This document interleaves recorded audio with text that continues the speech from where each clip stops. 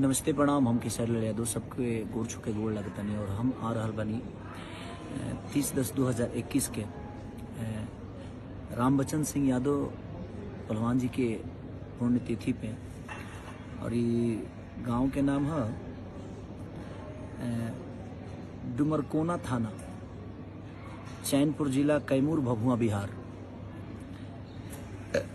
और हम दिन में 10 बजे के कार्यक्रम बा हमनी के, और हम आशा ना विश्वास करतनी कि वो लोग कोरोना काल के बाद पहला ऐसा शो बा हमार जौन कि हम स्टेज पर वो सब के सामने रूबरू उससे कुछ बात करब, कुछ गाना गायब और बहुत कुछ कहब।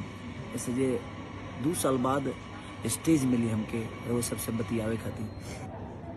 तो भभुआ जिला में, कैमूर, भभुआ, बिहार, डुमरकोना थाना, चैनपुर जिला, कैमूर, भभुआ, बिहार। और हमनी का आयोजन करता जौन बानी बब्बन सिंह यादव जी। वो लोग आई 30/10/2021 यानी काल। तो हम अभी यहाँ से निकलल बनी आर्मीनिया से। अब देखी कब ले पहुँची ले, हम बस आवते बनी और वो लोग आई इंतज़ार कर। Thank you.